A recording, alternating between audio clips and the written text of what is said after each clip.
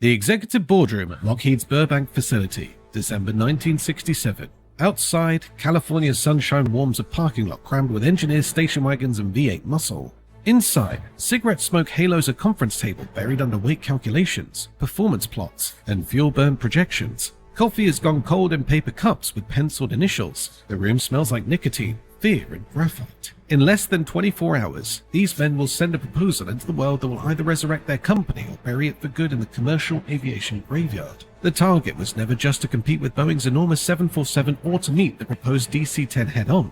The target was to build something so sophisticated and so technologically refined that airlines would choose elegance over brute force. Lockheed believed that deep quality would sell itself. They were about to bet $2.5 billion on the idea that the best airplane would win. Engineers know that airlines buy spreadsheets as much as they buy wings. Leadership convinced themselves that a beautiful machine could bend the spreadsheet. History had other plans.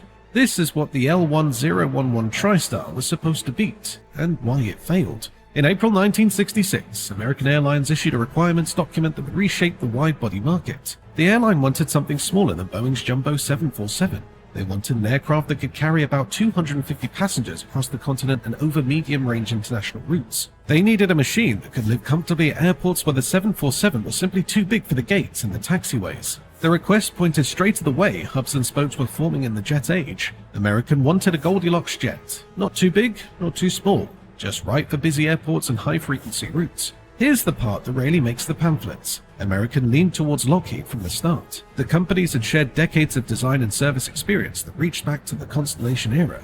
Frank Kolk, American's chief engineer, told colleagues he believed Lockheed would build the better airplane. He trusted their systems thinking and their cautious approach to failure. Better did not mean first, and first was about to matter more than anyone in Burbank wanted to admit. McDonnell Douglas and Lockheed both answered the call and promised brand new trijets. Why 3 engines? The answer lived in the rulebook.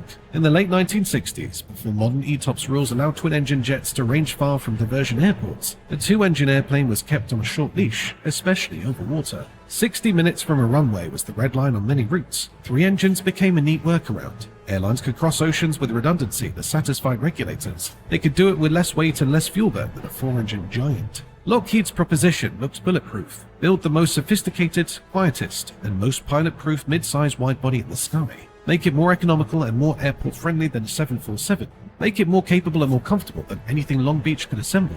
Lockheed would not chase every airline at once. They would build a machine so good that purchasing teams would lean forward in their chairs without being asked. The company believed that a high-quality ceiling created its own gravity. The engineering team loaded the TriStar with systems designed to create an edge that could be felt from the cockpit to seat 42A. First came the engine choice. The Rolls-Royce RB211 was a new 3-spool high-bypass turbofan that promised a different class of performance. Better throttle response for go-arounds, lower fuel burn for a given thrust setting, lower noise where it mattered to neighbors and to passengers. The airplane would be quiet by design instead of quiet by accident. That mattered in an era when community groups were starting to measure decibels and airports were learning to publish noise maps. The early RB211 used a carbon filter fan concept that looked like science fiction and felt like a miracle. The blades promised strength with less mass and faster response. Confidence ran high enough to stage dramatic demonstrations. The chicken was fired from a cannon into the inlet to prove resilience against bird strikes. The engine was supposed to keep running. It did not. The blades broke apart and the test cell fell silent. The fix required a pivot back to metal blades and a redesign that pulled money and time from places that had none to spare. Rolls-Royce slipped into bankruptcy. Lockheed had married a single supplier and found itself living through that supplier's worst year. Automation was built into the TriStar from day one. Other transports bolted on automatic landing as an accessory. Lockheed designed it into the airplane's nervous system. The team aimed for Category 3 all-weather capabilities. The airplane could land in fog so thick that pilots could barely see the approach lights from the cockpit. The system needed to be fault-tolerant in a way that felt closer to a spacecraft than a transport. Triple channels with voting logic, redundant sensors that cross-checked each other, degradation that was graceful instead of abrupt. In an era when autoland was still rare on American jets, the TriStar treated it as normal. One Eastern Airlines captain tried to explain the sensation. Flying the L1011 on autoland was like watching a ghost who happened to be the world's best pilot. The needles held the centerline as if it were pulled by wire. The flare timing was eerie in its consistency. The touchdown happened in the same strip of dark rubber again and again. It felt unsettling until it felt normal. Crews learned to trust the ghost because it did not blink when the runway faded into milk. Then there was direct lift control, the TriStar signature party trick. Most airplanes control descent rate by changing pitch. The nose moves up and down to chase the glide path. Direct lift control let the L1011 modulated spoilers during approach to fine-tune lift while the nose stayed steady. The effect was like having a vertical speed knob that worked without asking for a change in posture. Flight attendants could keep pouring coffee. Passengers felt fewer bubbles on short final. Analyses from the era described reduced touchdown scatter and smoother glide path tracking. Pilots described the system with a quiet smile because it made average days feel like good days and made good days feel like art. The hydraulic architecture showed the same philosophy. The DC-10 used 3 hydraulic systems. That was the standard. The L1011 used 4, each driven to 3000 psi. The 4th system did not exist for a brochure bullet point. It existed because Lockheed Systems engineers were haunted by failure trees. They were the sort of people who counted bolts on clamps and drew arrows showing where shrapnel might go in the worst case. The second guessing did not help the weight sheet. It helped with sleep after a night flight. Wisdom is heavy. The 4th hydraulic system added weight and complexity. Every TriStar carried the equivalent of several passengers in fluid and pipes. The cost showed up in fuel burn and in procurement meetings. Pilots who strapped in at 2 in the morning did not wish it away. They liked knowing that the designers had disciplined imaginations. Years later, after United Flight 232 crashed in Sioux City from the loss of all 3 hydraulic systems on a DC-10, nobody mocked Lockheed's belt and suspenders in quite the same tone. Even the center engine mount told the story. A TriStar's third engine breathed through an S-shaped duct that curved through the tail. The geometry was hard to shape and hard to build. It paired with the RB211 to produce a cabin that felt quiet in a new way. Passengers noticed before they had words for it. They would step off a red-eye and realize their ears were not ringing. In an era when jet travel meant a constant roar, the L1011 felt like a library after a rock concert. For once, the marketing matched reality. Add it all up and the TriStar became the thinking pilot's wide-body and the sophisticated passenger's favorite secret. On qualities you cannot always reduce to a line on a purchasing spreadsheet, the L1011 kept winning. A rock-steady approach in turbulence that did not chase every bump. A hush during cruise that let conversations feel human. Autopilots that did what they said they would do. The airplane felt like a good decision every minute it was in the air. So why did it lose badly enough to push Lockheed out of the airliner business? The competition was never only about building a better mousetrap. Boeing 747 had already set the psychological standard for the long-haul experience. Lockheed did not need to dethrone the jumbo. It needed to offer something more flexible and cheaper for routes that could not fill 350 seats or that could not rebuild terminals around a single giant. That meant matching the 747 in modern vibe while beating it on economics where size turned into penalty rather than power. That meant ruthless choices about weight, integration, and timing. The real enemy lived down the coast in Long Beach. The DC-10 chased the same airlines with the same 3-engine formula, but with a different industrial philosophy. Where Lockheed pursued perfection, McDonnell Douglas pursued pragmatism. Use off-the-shelf boxes when they worked. Offer engine choice to keep suppliers hungry. Freeze the design and get to market first. The DC-10 entered service in August 1971. The TriStar followed in April 1972. 8 months sounds small on a calendar. In airline planning, 8 months are an era. A jet that arrives first trains mechanics first, earns cycles first, and fills hangars with parts first. The head start compounds because people are part of the system. Put that delay in human terms. In those 8 months, McDonnell Douglas delivered real airplanes and wrote options that hardened into orders. By the time the first TriStar arrived, the DC-10 already had the better real estate at several carriers. Gates had been painted. Simulators were on order. Unions had bids that assumed a fleet mix. The first mover had primed the pump. Lockheed walked in with a better story and found the room already stocked with someone else's coffee. Momentum had picked a favorite. Meanwhile, Airbus watched from Europe. While the American giants wrestled over the 3-engine hill, the Europeans studied another path. They spotted a gap for a smaller twin that could live inside the rules and push range where it mattered. That space would become Airbus's entry point into the global market. The fight over trijets drew attention while a quiet revolution in twins gained momentum. The ground under everyone's feet was moving even as glossy brochures bragged about center engines. Against that landscape, the L1011 needed to win fast and win globally. It stumbled on the first lap and never recovered its stride. The first catastrophic mistake was to bet the entire program on a single engine from a single supplier. When the RB211 ran into technical trouble and impossible costs, Rolls-Royce slid into bankruptcy by early 1971. Work on the L1011 slowed to a crawl while government scrambled to orchestrate rescues. The British government nationalized Rolls to keep the engine alive. The American government created a loan guarantee to keep Lockheed breathing. The double bailout saved the engine and the airplane.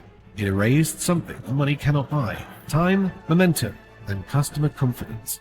Being late to market might not have killed the TriStar if the world had paused. The world chose a different plot. The first L1011 reached Eastern Airlines as the economy softened and fuel costs pressed upwards. Airlines tightened capital budgets and grew more risk-averse by the week. The DC-10's head start became a concrete advantage as carriers bought the jet they could fly today instead of the jet they were told would be better tomorrow. In a business that ties billions to decisions about maintenance hangars and crew training, today beats tomorrow by default. The range gap made everything worse. The DC-10 benefited from engine choice. General Electric's CF6 matured quickly and enabled the long-range DC-1030 the European flag carriers needed for intercontinental missions that did not justify a 747. The early TriStars did not have the legs to match. Rolls-Royce needed years to deliver the higher-thrust RB211524 that would give Lockheed the reach it had promised in concept slides. When the L1011500 finally arrived at the end of the decade, the market slots it wanted had already been deeded to the DC-10. Turning buyers around after they had trained crews and stopped spares is like trying to turn a ship with a canoe paddle. The single-engine strategy hurts in more ways than trust. McDonnell Douglas could sit with a customer and say, pick your engine. General Electric for most, Pratt & Whitney for some. Choice resonated with procurement culture. It fit maintenance shops that already held racks of Pratt parts. It comforted national pride where governments preferred to see local manufacturers inside the cowling. Lockheed's elegant RB211 only option looked beautiful in the design review and terrifying in the boardroom. After watching Rolls implode, a promise that there was no alternative read like a dare. Even safety, where the TriStar truly excelled, refused to translate cleanly into orders. The L1011 safety record was exceptional for a first-generation widebody. Its most famous accident, Eastern Flight 401, came from crew distraction and a quiet autopilot uncoupled, not from a structural flaw. The DC-10 fought high-profile tragedies that exposed a car door design defect and killed hundreds of people. You would think the safer jet would sell on reputation. The market does not move that way. By the time the door was fixed and the type clawed back credibility, it had already delivered at scale and hardened its customer base. Then came the scandal that blew a hole through whatever credibility remained. Investigators in the mid-1970s revealed that Lockheed had paid millions in bribes to secure TriStar orders, including money that reached the Japanese Prime Minister and the European royal. The optics could not have been worse. The company kept alive by government sales was buying sales with briefcases. Even where contracts helped, the brand was scorched. Airlines that might have considered the TriStar a merit suddenly wanted distance. Production economics delivered the final truth. The L1011 was expensive to build and more expensive to buy. The DC-10 beat it to market and often beat up price. Simpler systems and more conventional engineering kept development costs contained and purchase prices attractive. A procurement officer could run a comparison and circle the number that mattered to the balance sheet. Multiply a few $1,000,000 per airframe across a fleet of 50. The difference turns into a wall of money that a quieter cabin cannot climb. Lockheed's math was unforgiving. The company needed roughly 500 sales to break even and reached about 250. The DC-10 delivered hundreds of airframes to airlines and dozens of tankers to the United States Air Force. Volume created its own advantage through learning curves and supplier health. Every DC-10 built made the next one cheaper and faster to assemble. Every TriStar not built made the remaining ones harder to justify. By December 1981, with losses measured in billions of old dollars, Lockheed announced that the line would wind down and the airliner dream would end. The cruelest twist arrived with the same rulebook that had launched the trijet race. By the mid-1980s, ETOPS let twin-engine aircraft reach routes that once demanded a third engine or a fourth. The Boeing 767 and Airbus A310 made the three-engine formula look like yesterday's answer. The TriStar and DC-10 had been built to solve a regulatory constraint that was vanishing.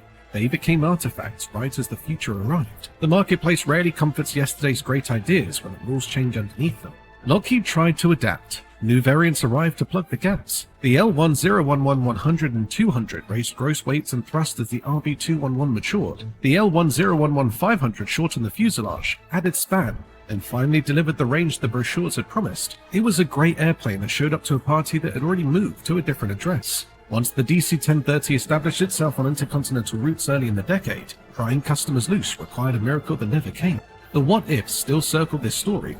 What if Rolls-Royce had delivered the engine on time? The TriStar and DC-10 might have entered service together and forced a fair fight. The market would have judged a quieter and smoother TriStar against a cheaper and more flexible DC-10 in real time. What if Lockheed had hedged with alternative engines? A General Electric or Pratt option might have soothed procurement officers, though the S-duct had been tuned for the RB211's personality. What if Lockheed had pivoted to a twin derived from the TriStar's wing and fuselage? Studies existed.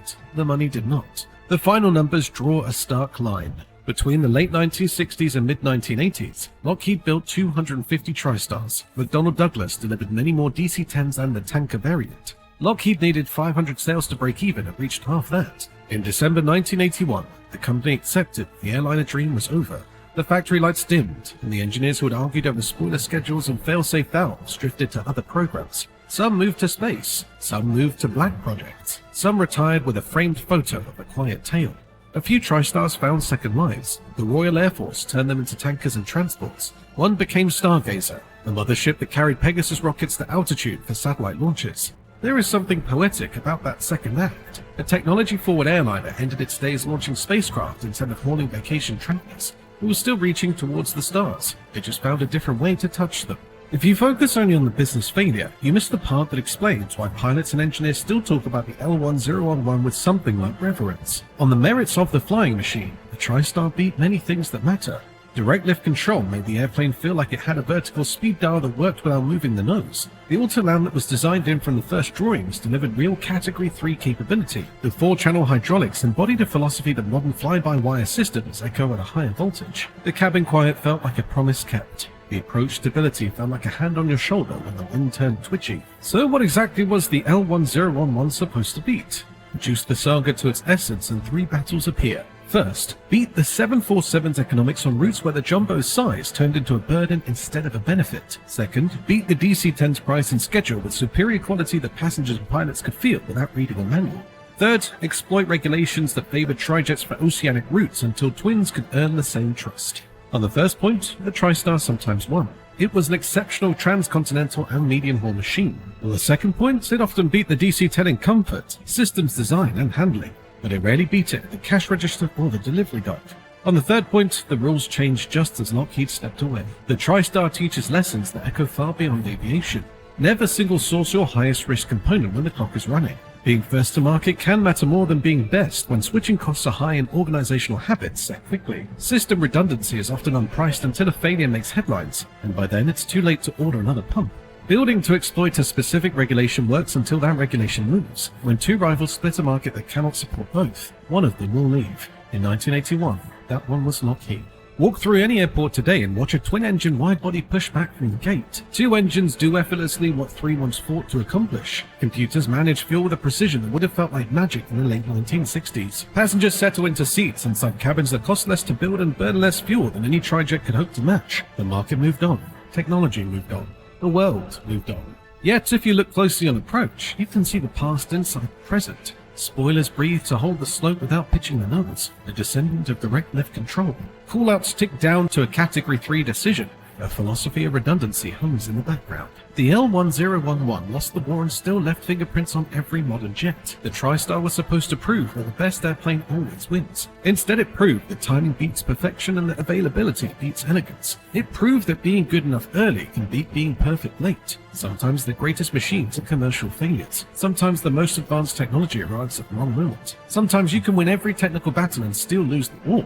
That is why half a century later, the TriStar is worth remembering. It is a monument to the way ethics, economics, technology, and timing share a table. It has proved that pilots and passengers can love a machine that the balance sheet did not. It is a reminder that bold engineering choices can ripple across decades even when the program that birthed them has declared a loss. Somewhere a modern twin is sliding down through fog toward a low visibility landing. The wheels will touch almost exactly where the last ones touched. The passengers will feel a hush that does not call attention to itself. The engineers who built the L1011 would recognize the feeling and smile.